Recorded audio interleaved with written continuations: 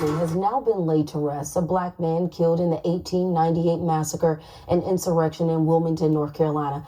Halsey's unmarked gravesite is the first to be found in more than 120 years. The massacre took the lives of dozens of black people and was the only time in American history where the government was successfully overthrown. BNC's Janine Donaldson is live in Charlotte with the story. Janine, good evening. Good evening. In the 1890s, Wilmington was the largest city in North Carolina, and it was a beacon for political and personal prosperity for blacks who wanted a good job, a good education, and even to hold political office. That was until a mob of angry white supremacists, fueled by hate and propaganda, stormed the city, killing blacks, forcing the rest out, and also overthrowing the government in order to usher in Jim Crow. Joshua Halsey was killed on November 10, 1898. His bullet-riddled body dumped in an unmarked grave at Pine Forest Cemetery. His family never got to hold a funeral or recognize his final resting place until today, more than 120 years later. Some say, as I said, it was just a group of white supremacists. No, the truth is more people were killed on November 10, 1898, Mr. Mayor, than were killed per capita on 9/11.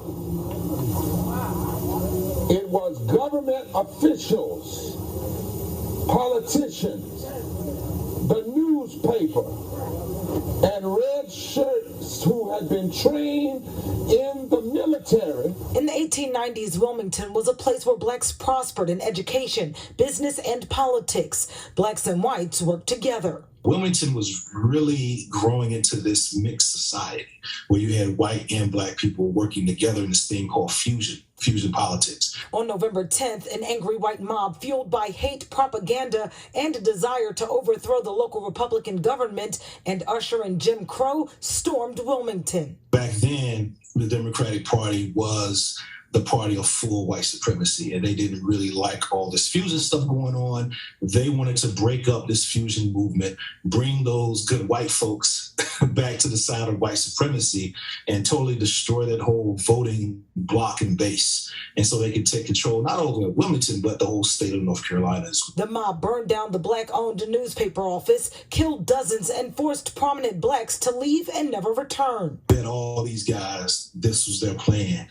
To put a full-out assault on the African-American community.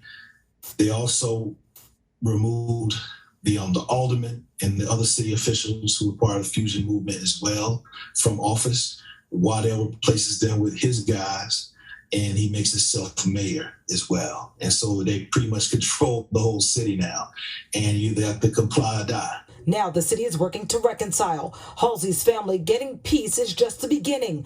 Reverend Dr. William Barber delivered the eulogy saying healing can't happen until you change the system that caused their deaths. We got to call it out when we see it in the county commissioners. We got to call it out when we see it in the state legislature. We've got to call it out when we see it in the Congress. We've got to call it out when we see it in the Senate. We've got to call it out when we see it in the White House. We've got to call it out when we see it in the church. We cannot act as though just coming together out here while all the police are around that everything is fine. Because I'm here to tell you what killed Joshua is still alive today. The hope now is that more grave sites will be uncovered, giving families closure, and that more people will learn about the massacre so that history doesn't repeat itself. Live in Charlotte, I'm Janine Donaldson for BNC. Very powerful words there. Thank you, Janine. Well,